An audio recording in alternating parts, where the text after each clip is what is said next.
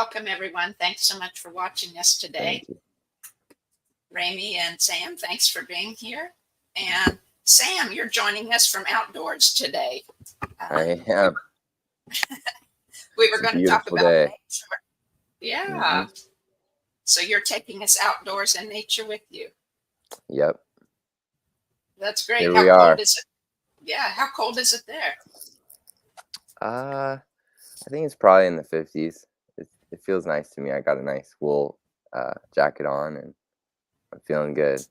Good. All right. Very nice. Very nice. Well, tell us more. Since you're outdoors there, tell us what you're doing.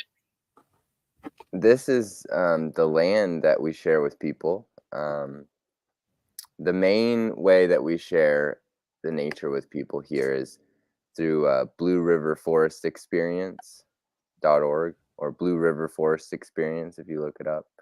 But we've had 10 acres here. My mom has caretaken since my brother was born, so he just turned 30 actually yesterday. So 30 years we've been here protecting this land, and we share it with kids in the summertime. We have kids come out, and then we do experiences for adults. So we have like sound baths that we record the sounds from nature around here.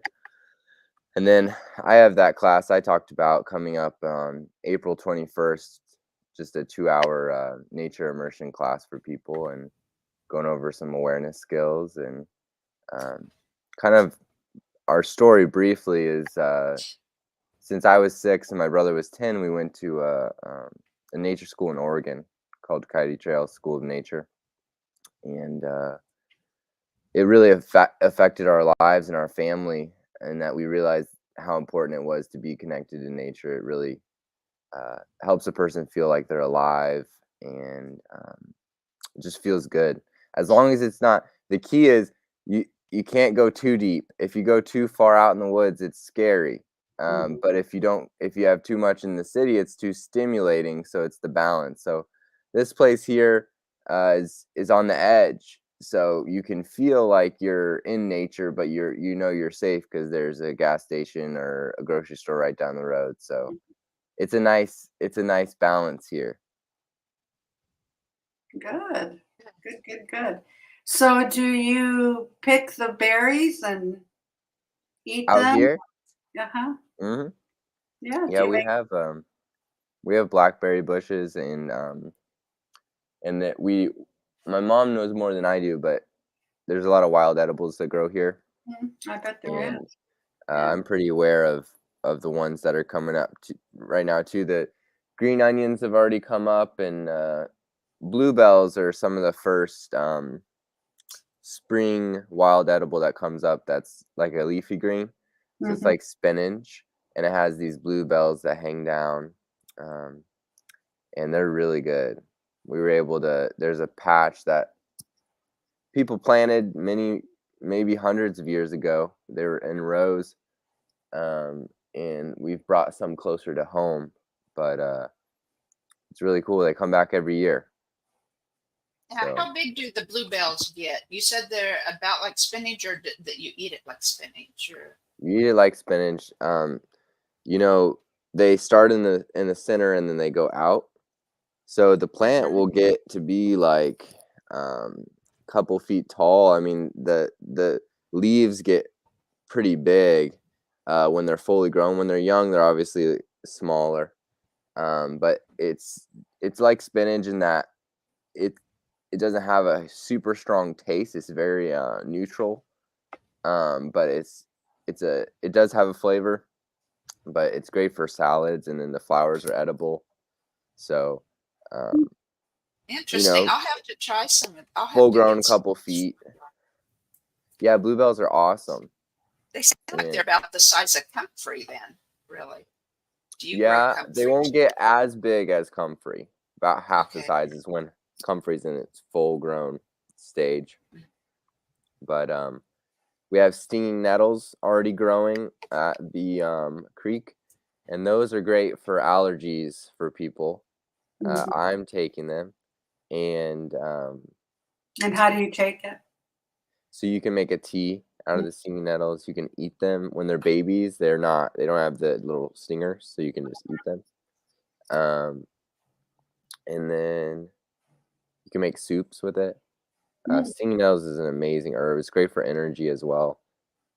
I bought some seed this spring to start growing nettles. I was guessing I had them locally somewhere, but I'm not real familiar with it as the plant. Yep. I've taken them a lot from, as a dried herb in tea or mixed in other decoctions and things like that.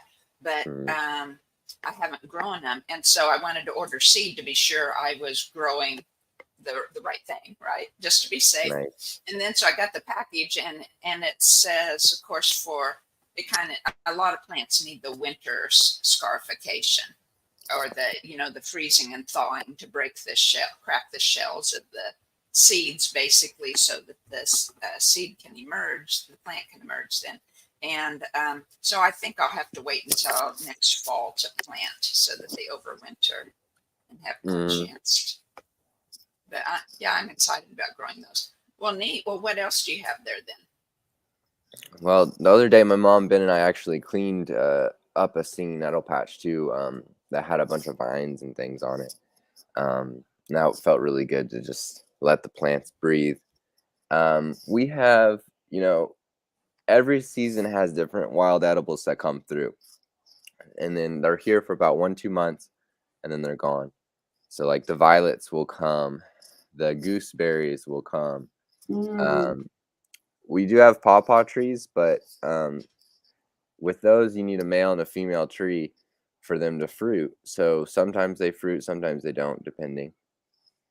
There's so much that can be used that we've forgotten about. Like acorns are actually really great source of protein and fat if you make a flour out of it. But it's a whole process to, take the tannins out and soak them. And same with the black walnut trees. The black walnuts, people used to process those. I know my dad's mom, she would put the black walnuts in her banana bread, and it would be black walnut banana bread, and it tastes so good, and it's good with ice cream. Fudge.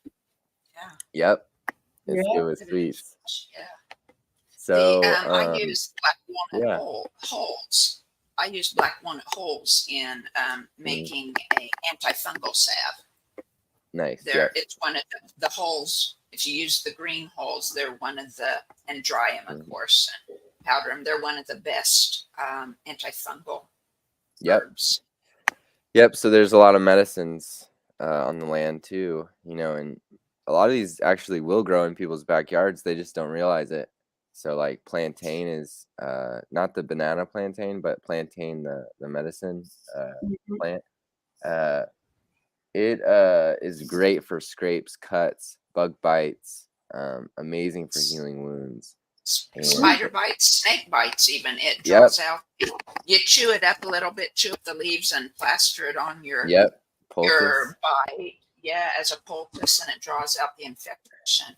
That's what I have a lot here. When we moved to this house about almost 5 years ago, and it's like the first time I walked across the grass, of course, everybody thinking it would be, it's just full of weeds, right? There's no grass. But to me, I saw it's full of medicinals, right? They have tons of medicinal plants. And I told my husband, don't mow. Don't mow anywhere. Yep. Yeah, awesome. Yeah, it's good for the bees too. I'd love to be able to do bees. I've done bees before, but we'll see if I'm able to make it happen this year. There's what else? It's kind of fun because as you go, if you stay in touch with the land, you remember like, oh yeah, that's there now, and it's just a matter of paying attention. So there's a lot of purple flowers that come out, blue flowers first, like bluebells and the henbit and dead nettle. So yeah, stinging nettles are here right now. Go ahead. Are you aware if you have cleavers or not? We do have cleavers. Yeah. Oh, I love cleavers. I love cleavers too. we juice them or put them in a blender with some water and oh, That's it's so good. It makes you feel so wonderful. You drink a glass and wait maybe 10 minutes and you're feeling happy and youthful, right? Full of energy. It's really great. Yep. It's supposed to be a liver tonic also. Yep, those are great for heavy metal detoxification as well. Like one of the best, along with like cilantro, the herb, and any other like spirulina, chlorella. Cleavers are definitely up there with like helping to remove what doesn't belong in the body, those binders to the blood. So it's a blood cleanser. Yeah, I was looking through our yard yesterday or whatever, and it's starting to come up. That I was looking at the patches. It was coming in. It's about this big now. Yeah, so I have seen it. Yep, it is here. And when they're really young, that's a great time to consume. I mean, there'll be plenty, but yeah, it's a good time. So right now, it's whenever the plants come out, harvesting them is huge. So with the stinging nettles, it's like I got to go there every day or as much as possible we just pick the little tops, the top 4 leaves, so they just keep growing like normal. And they actually duplicate. So when you pick the top, they'll do this and this both ways. So it increases the growth. It's amazing. So I want to visit there like most days, get stinging nettles for soup, for tea, to share. And then they can be dried as well for later or freeze dried. So when these plants come, it's like harvest, get them, but leave some. But when there's plenty, there's plenty. There's so many, and it's also the way that you harvest. If you do it in a way that's respectful to the plant, obviously, then it just gets better every year. So yeah, awesome. I need to do something with my comfrey. I brought it with me when we moved, or I brought lots of things with me when I moved, but it's the roots I want most. I mean, I eat some of the leaves in the spring or use some of the leaves in salves and stuff, but it's the roots I cherish most, I guess, and they're the hardest to get to. And because I have to put some effort into it. And you have to wait until fall when the tops die back so that the energy pulls back down into the roots so they have the most. So some years I don't get around to it. I didn't last fall, but I had some from the fall before. So anyways, to use in salves and things. So, awesome.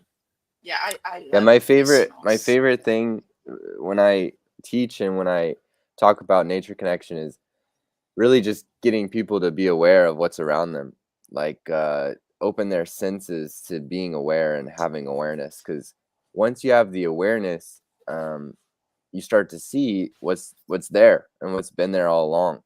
And you can just start with learning about one plant, because it can be overwhelming, but just one plant. And there's even apps today that like Seek app or identifying apps that you can take a picture of something and find out what it is and do research that way. But there's plenty of books. If there's a certain plant that interests you or a tree, you just want to take a picture of it or even harvest it and bring it back and identify it, find out what it is. And then once you know one, you just learn the next one and the next one and the next one. It just leads to knowing more and more about what's out there. And it's so much fun to know like about the trees, the plants, the animals, and how it all interacts. And it really helps us, because those wild edibles are so valuable for our wellness and our well-being. And especially if it's in the area where you live, if you're consuming or using the plants as medicine in the area you live, it really helps you adapt to whatever landscape you're on. Even if you just have a little backyard, the plants are really there to help us. And the first step is just being aware and going outside and cultivating a love and appreciation for the natural world.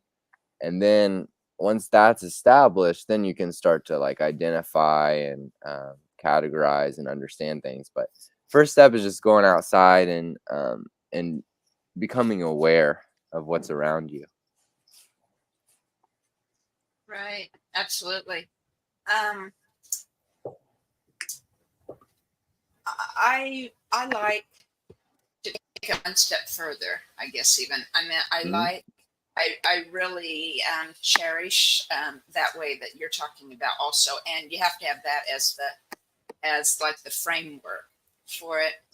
But as an energy worker, I feel the plant's energies, and each one has its own energy.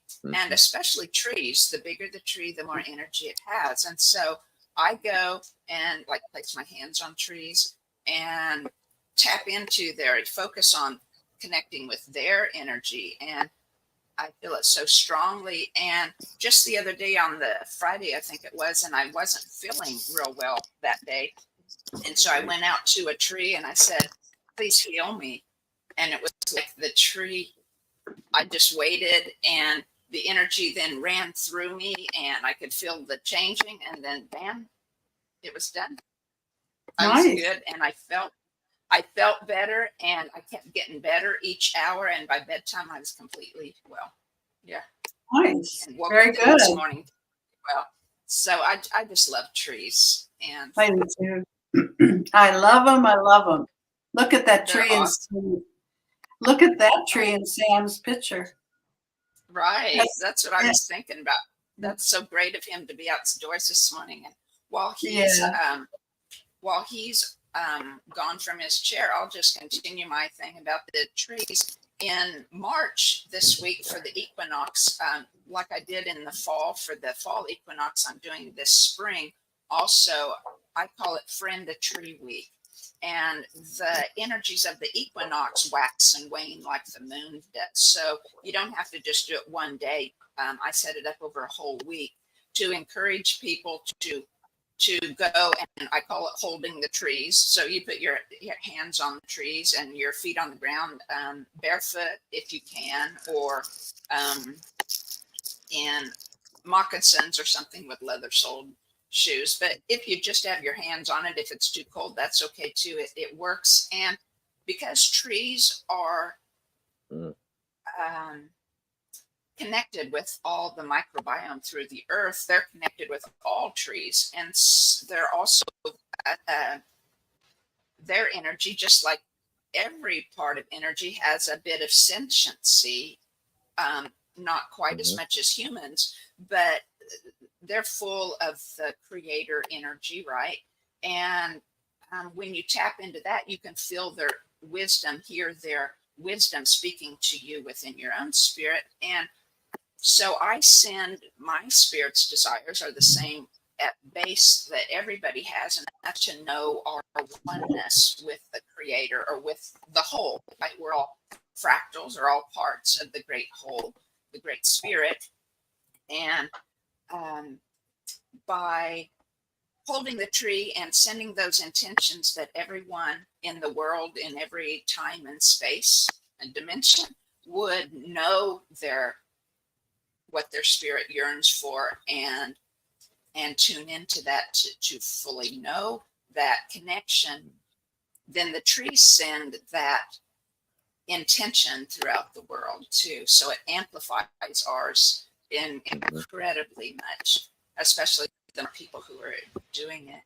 And so that's coming up the week of the equinox, and I'll be sending out emails and things for that. And I've also developed a couple biofield sessions.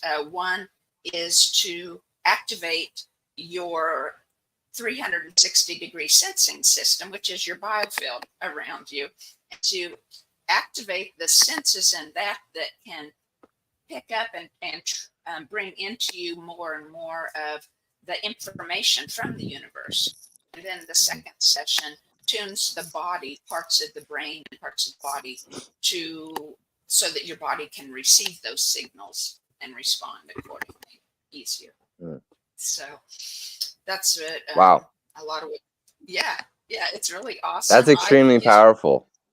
Yeah. It is. I relate to so much of what you're saying. So I would love to be at that event. Yeah. So you're going to send us the email? Well, I haven't even thought of doing it in person. I've just done it online, but let's do it in person. Sure. Well, I was just talking about we can invite anyone who wants to. Awesome. Yeah. You could even come out here if you wanted to do we have people That come would be out fun. do classes here.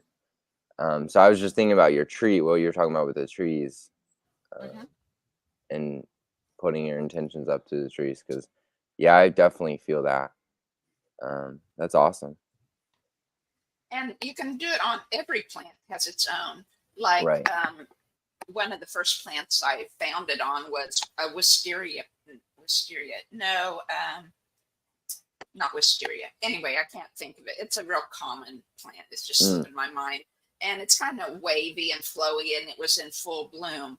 And it was like, I kind of expected tree energy again, right? But no, it was wavy, flowy energy. Gotcha. And like plantain or everything. It just has its own distinct energy. It's really neat. Yeah. That's cool. We do exercise with trees here called meet a tree, where one person is blindfolded, they can't see, and the other person leads them to a tree, and then they meet that tree and they get to know it and they feel it, but they can't see it, so they're just feeling it. And then they get brought back to the same spot, and then they spin them around, and then they have to find which tree, and they're in the forest, which tree they just met, and based on their other senses. So it really gets them to know the trees in a different way. And when you take that sense of sight away, the other senses become heightened. So it's a kind of cool way for them to meet a tree. Then they're like, oh, that's my tree. And I think the trees really love being acknowledged, and they're there, but we're not always like, hey, thanks for being a tree and helping me breathe and doing your thing. And it's really nice to see them and feel them and acknowledge them and appreciate them. So that's one way that it is. I feel like people connect deeper to them, and it's through their senses, but it's through taking one of them away, and then they're able to experience it in a different way than they have before, which is very memorable. So that's one thing we'll probably do at the event that I'll do. That's one of the activities. Probably, we'll see. Oh, Got a lot. That sounds really great. When you were talking, that sounds awesome. One of the things that it really reminded me of when you were speaking of, I majored in horticulture in college, and it's like that way of knowing a tree was so much deeper, fulfilling, right? We went down lists, and we went across the campus, and we had like 50 trees a week that we had to learn, or however many it was, right? 20 plants a week that you had to memorize, and you had to know the bark and the leaves and the twigs and the, so forth about everything, and be able to recognize it when you were given a sample on a table or something, right? Wow, that's different. But I don't remember it. I mean, there's so much I've learned, right? It's been let's see, 40 years ago, right? So, too many different types of jobs and life changes and things between then and now that there's so much I don't remember. But I reconnected with nature a few years ago before we moved here, but I was doing house cleaning and gardening for elderly women who were in their 80s and 90s and still in their homes. And one lady I did the gardening for, she was in her 90s. She worked beside me doing almost as much as I could do every day. And it was just amazing. But more amazing than that was her connection with nature, right? She taught me so much because, college was head learning, right?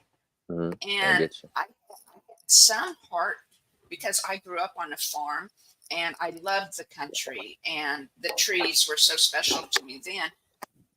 But I had lost that in growing up.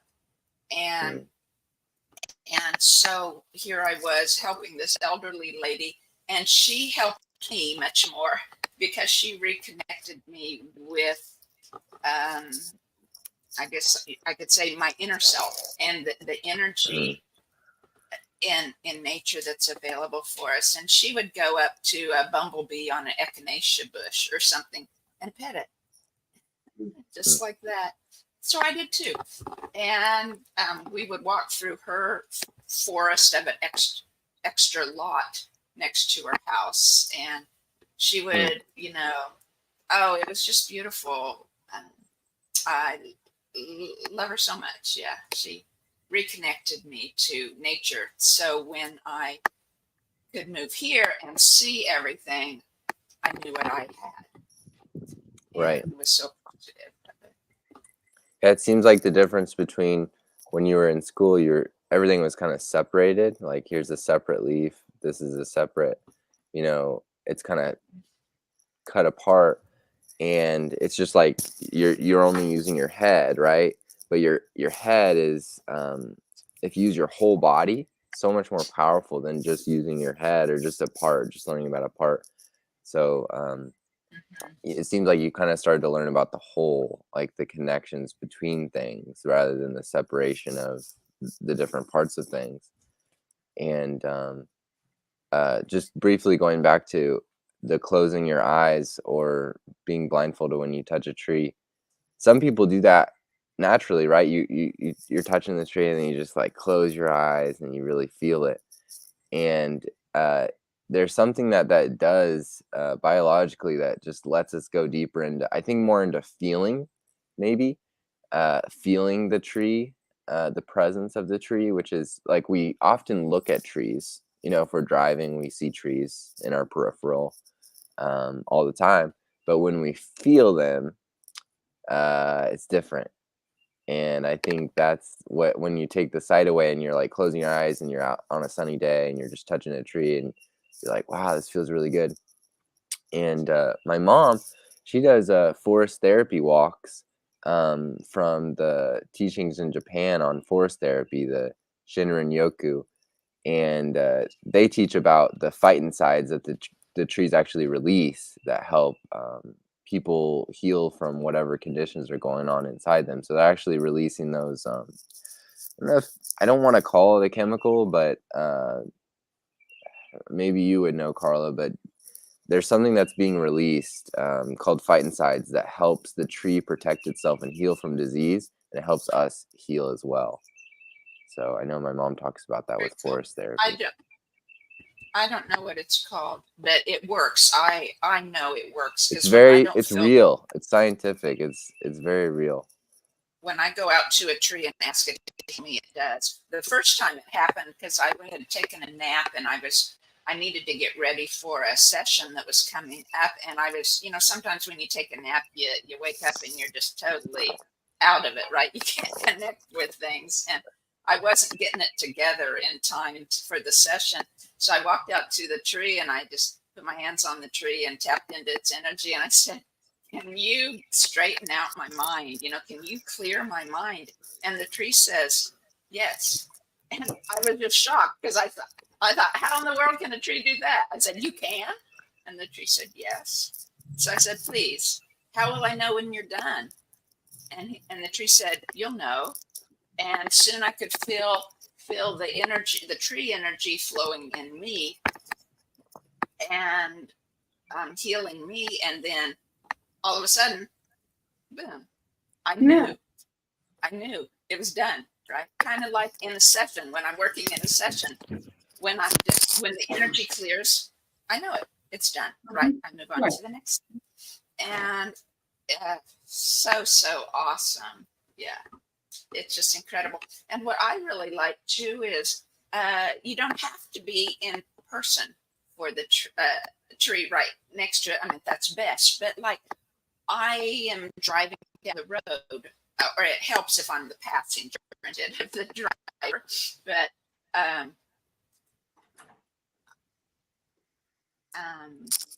Jennifer. I was just see you in chat there.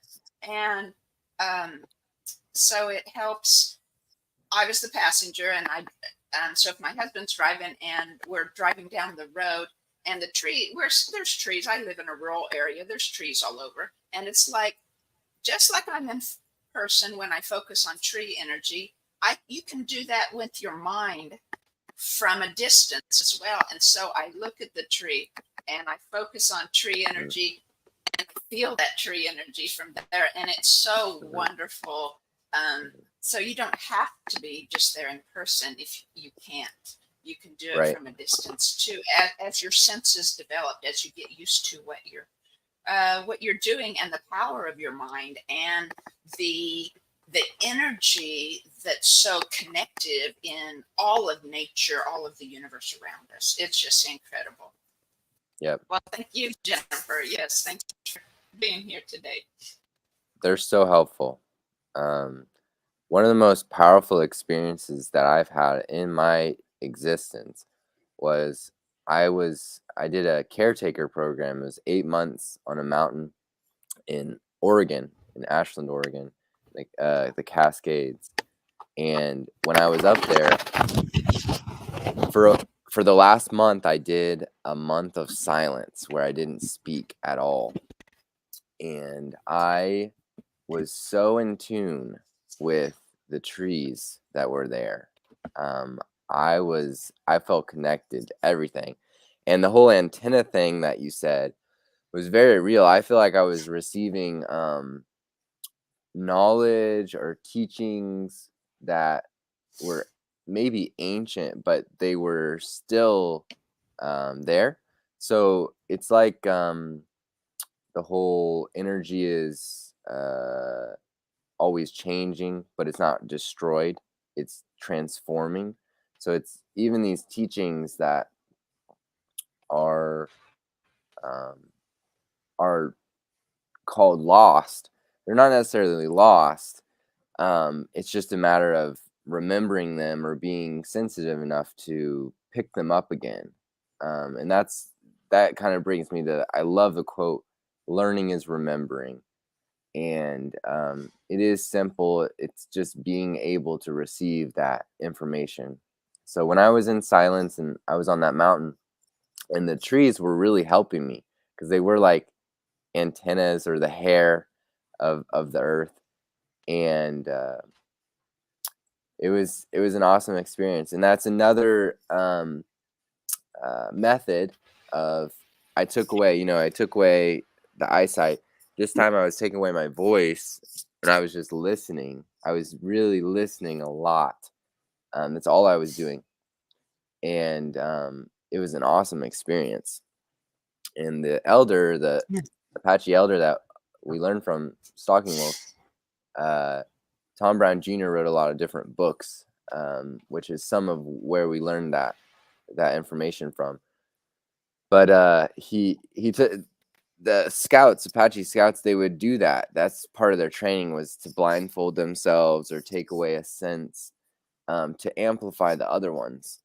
And so silence is another method, just listening. I feel like, I know for me, I talk, even on this podcast so far, I talk way more than I need to. And I mean, talking's great. I love talking. I love speaking. It's a wonderful thing. But listening, the real power is in listening. So Ramie has really like been the true medicine person this whole time, just listening. I love it. So those are pretty much all my words on that. And yeah. Well, This reminds of my yoga training. Mm-hmm. They didn't blindfold us, but they had us go out in the woods and close one of our senses. But even in the ashram where I studied, I could just listen. Listen is pretty cool. Yeah. And then you learn to listen to yourself. Mm-hmm. Yeah. Yeah. But trees are powerful. I guess they are. I guess I learned to listen as a child because I grew up in the country, like I said, and we didn't go very many places, especially in the summertime. We were just home most all the time. And we had it was like a quarter section. So we had half field, and then we had the place where the barns and house were, and then we had half of it was pasture.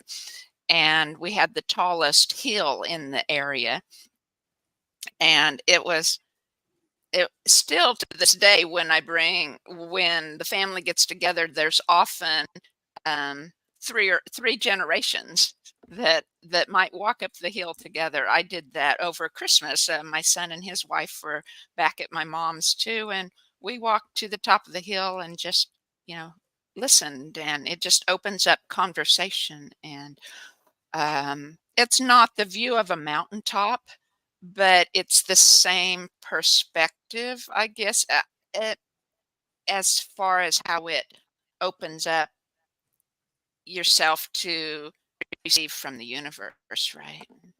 Mm-hmm. Well, And you're I out wanted to apologize. I just now realized all the other time I was talking, I didn't have my speaker down, so I'm sorry, everybody. I bet that was hard to hear me. So, No, it I can wasn't. hear you. I can hear you. Oh, okay, good.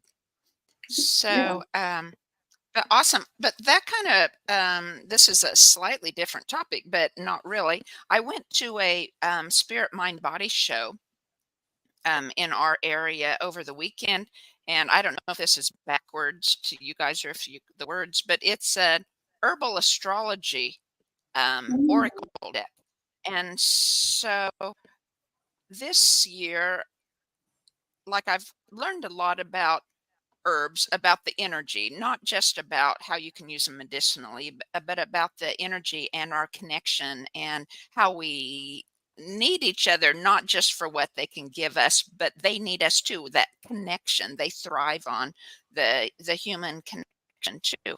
And and they can talk to us and tell us what is needed in the garden, what they need to help us and everything. But the other thing I'm learning about this year is astrology, and how the energies of the sun and moon and stars and wandering stars, which is what I call planets, all are here for us, right? To sometimes we don't think it's probably for us, and we don't appreciate some of the energies, like days that were just extra. Um, like, say, Saturday morning, I woke up and it was like, it was so odd. The energy was, I I was connected. I didn't feel like I was out of balance, but it was like I stepped on my granddaughter's foot and I boiled the milk I was heating up for hot chocolate. I don't know, moved the door when I shouldn't have, and it hit my son in the head. And it's like all these little things just kept happening, nothing big. And it wasn't like I wasn't paying attention. So I got to the Spirit Mind Body Fair, and a lady was doing something, fiddling with purchased some crystals, and she was putting them in a bag, and it was like she dropped them. And she said, "I've been doing this all morning and I'm just so clumsy." And she said, told her, "No, you're not. It's the energy today, because this is what," and I told her all the things that had happened.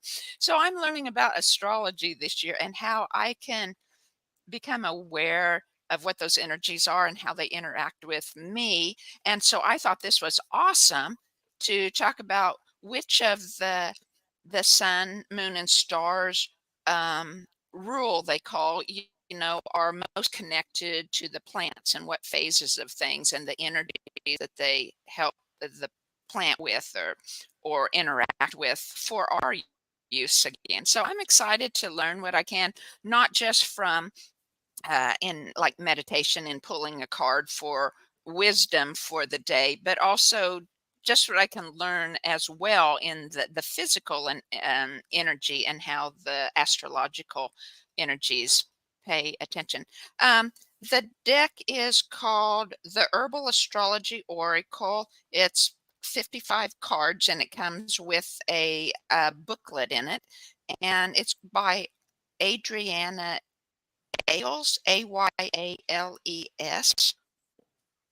So it's really cool, and I was happy to get that. So, Ramie, I know you do a lot of different energy things as well. Do you do oracle cards? Do you do readings of that way too, or not? No, I draw a card every day for myself. It's fun. No, I don't work with cards. I like them, just I haven't learned them enough to do readings. But I do. I love how they really can pick up on your energy. You know, it's like if you especially ask a question, more than likely get an answer or a direction. And that's what I like seeing. Yeah. Yeah. One lady I talked to, she would pull a card for you. It was just free. A lot of people were, doing a more thorough reading and were charging, of course, but hers was just pulling one card is free. And so I picked which deck I would like it from, and it was about our spirit guide animals. And so she posed a question, because I'd said, well, I'd like it to pertain to my business.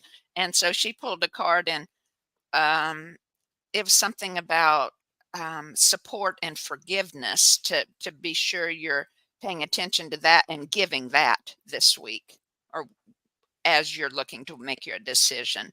And I thought, well, as far as I know, that didn't pertain to anything.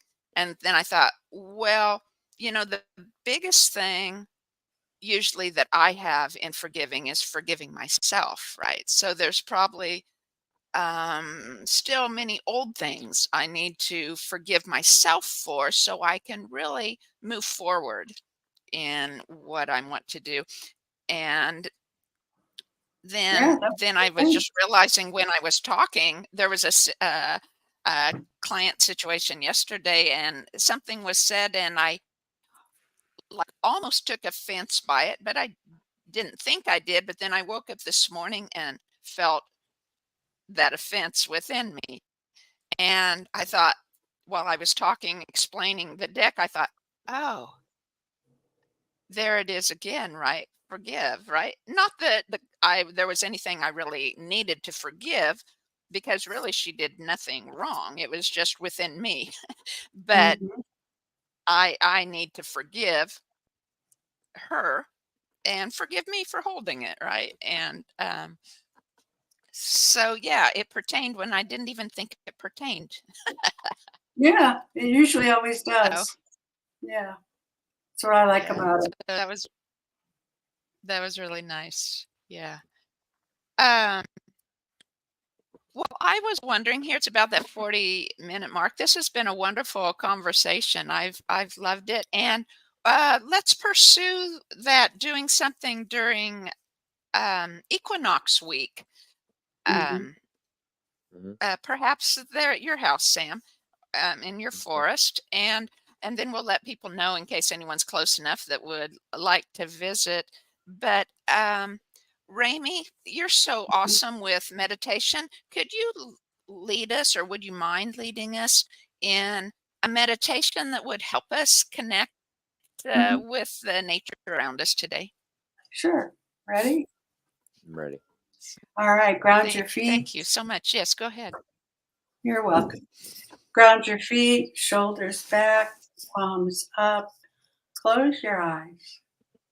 And let's take that big, deep belly breath. Hold it at the top. Hold it, hold it, hold it. And then slowly let it go. And just feel your body sink down, down, down. And again, inhale, big belly breath. And hold it.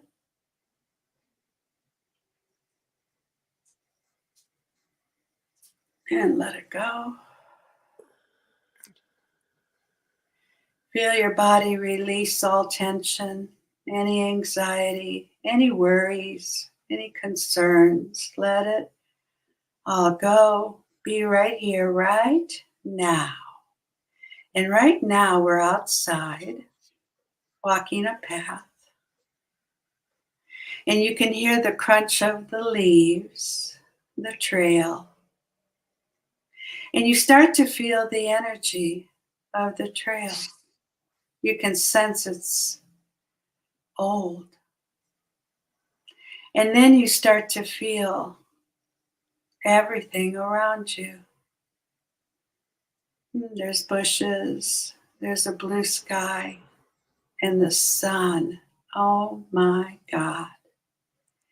It is so beautiful today. It's bright. And as you are walking down this trail on this old path, there's a canopy of trees on each side. And you feel the warmth of the sun. And you just keep walking. And it feels so good to walk. Feel the sun.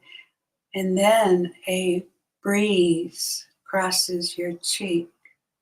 You feel so good.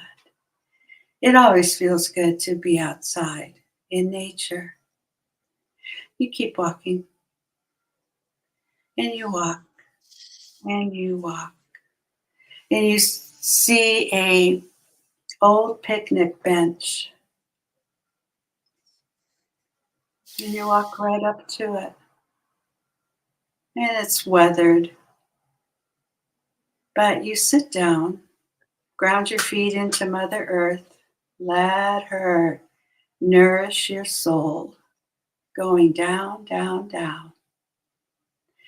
And connecting your roots, your cords to Mother Nature, however you see it, water, a crystal. And then pause. There's so much to listen for. So much to feel. And then bring it all back up. The rocks, the mud, the soil.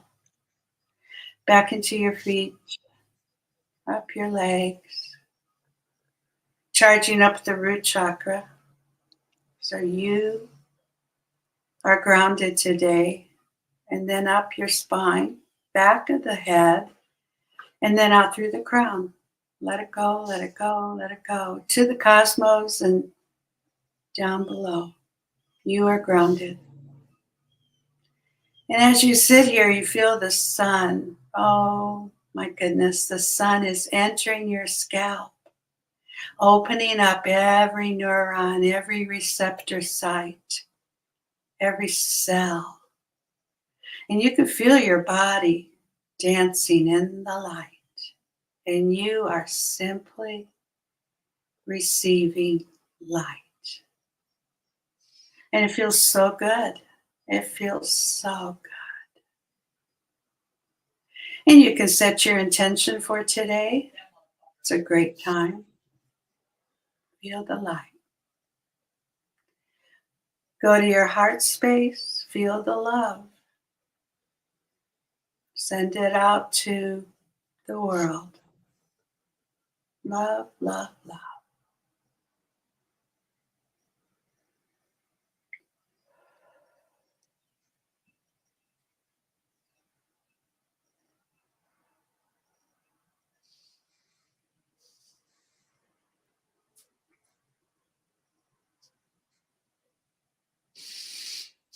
And then bring your awareness back to your heart again. And bring your awareness back to your feet. And bring your awareness back to the back of your eyes. And slowly, slowly, welcome back. Opening the eyes. And being aware of today.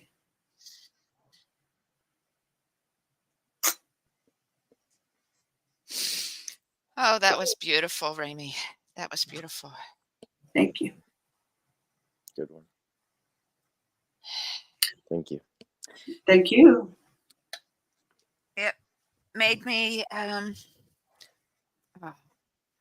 it just felt so real. Made me thankful that sometimes I don't always do it with gratitude or with an eager desire to do it, but we have an Australian Shepherd puppy who's about a year and a half old and so full of tremendous energy. It's like hard to control her. And I try to train her, but I haven't fully succeeded and probably won't until she's out of her puppy stage completely. But I take her out in the country a half mile or more to run from our little tiny town. And I get to sit and bask in the sun, or if it's not even sunny, then in sitting on the ground and relaxing and enjoying. It's a wonderful thing. Thank you so much, Ramie. You're welcome. And thank you, Sam, for being here. And could you again tell your where to find you for your program in April, and the name of your website again and things like that? Yep. So my dog, I was gonna say briefly, my dog Issa, she takes me out too.